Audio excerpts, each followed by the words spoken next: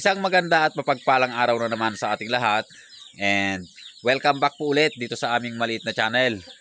So kakarating ko lang po dito sa ating munting manukan, and ang una ko pong ginagawa pag ako po ay dumarating dito ay iniikutan muna natin itong ating mga alaga para ma-check kung sila po ay okay or kung may mga mortality tayo.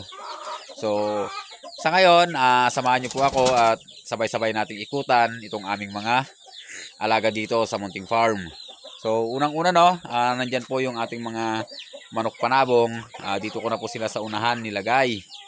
And inaayos pa kasi natin ito paunti-unti.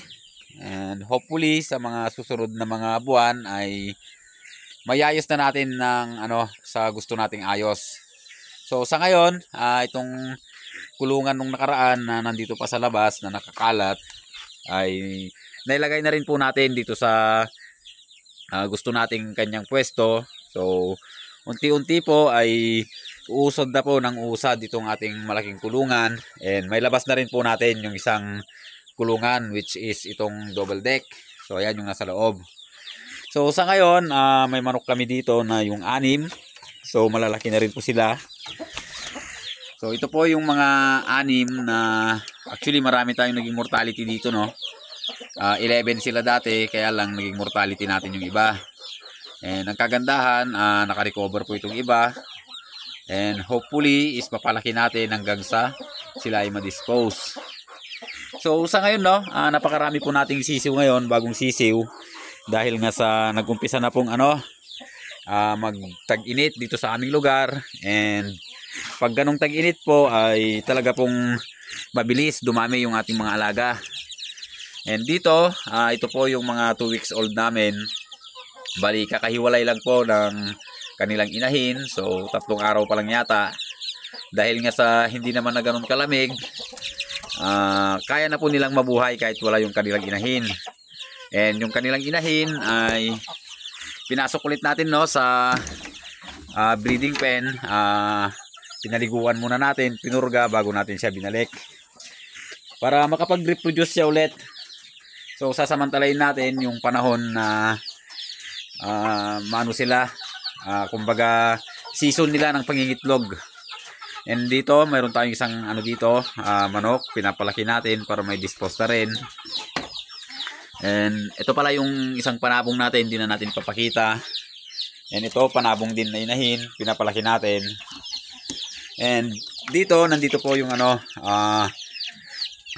piraso. Dati po 5 sila, kaya lang naging mortality din yung 2. So hindi talaga natin maiwasan na magkaroon ng mortality. Kaya ganun talaga. So hindi talaga natin maiwasan. And dito naman, gaya nga ng sinabi ko noon, dito na po natin nilagay yung ating mga alagang pato. And sa awa naman ng Diyos ay nag-uumpisa nang maglimlim yung iba. And yung iba na kasi dito is mga RTL pa lang Pero sa mga susunod na buwan siguro to is magpapaupa na sila. And ito po mayroon po tayong 16 piraso dito, pero 2 batch po ito. Kung mapapansin nyo yung mga mas malalaki, so hinalo po natin yan, 6 na piraso, and 10 yung napisan itong inahin natin na to. Bali, mabait kasi yung inahin, kaya pinabayaan ko na lang. So sinubukan lang natin nung una pero naging okay naman sila, kaya hindi ko na rin tinanggal. And dito sa banda rito mayroon tayong 11 heads na bagong pisa. So kahapon lang po natin to nilagay dito sa kulungan. Bali may 11 po dito. And nung nakaraan ito mayroon din tayo ditong 12 ngayon na sisiw. So ayan, medyo magaganda po yung mga sisiw natin ngayon. And pabilis talagang magpapisa ngayon sa ganitong mga panahon, yung medyo mainit. And yung mga manok natin is nag-uumpisa na naman magpaupa, yung mga inahin natin.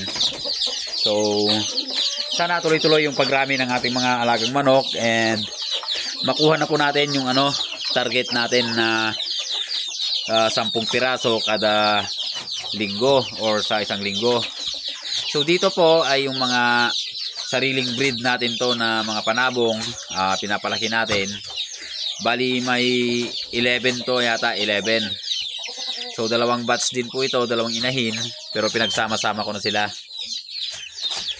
And meron pa tayo dito no, yung mga sisiw din natin na mas nauna. So yung mga to, dito ko na sila nilagay sa ating isang breeding pen. Dito po natin sila papalakihin. And hopefully is hindi natin sila maibenta dahil nga dito tayo pipili ng mga gagawin ulit nating breeders. And matatanda na rin yung mga breeders nating iba. Kaya balak ko na rin palitan. So ayan, kita-kita nyo naman, magaganda sila. And marami yatang inahin dito sa ano na to, batch. Bali 11 peraso rin to no. So ayan.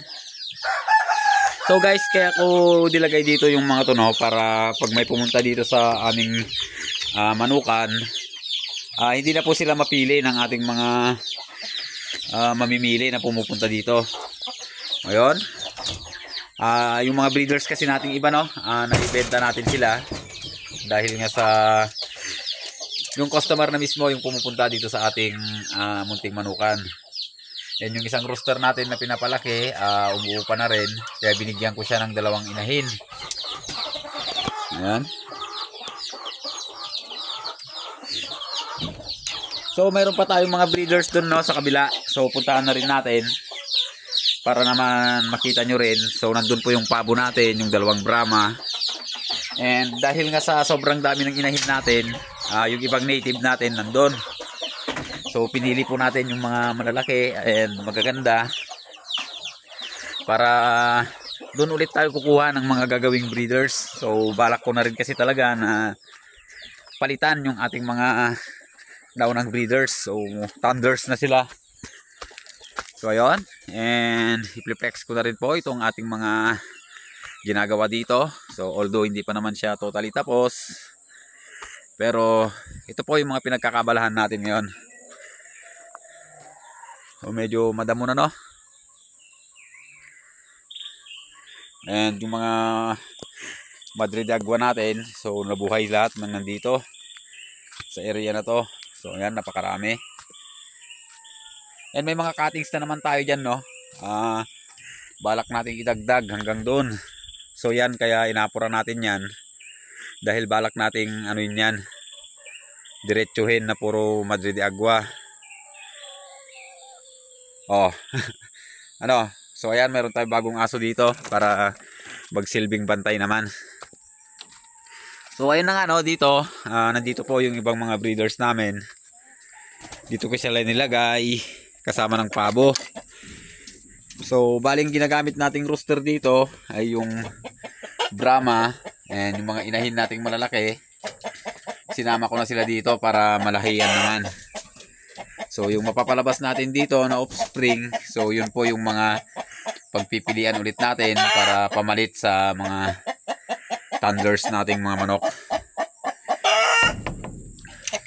So ayun guys no, medyo naging maganda naman yung pag-iikot natin dito sa farm or dito sa ating mga alaga.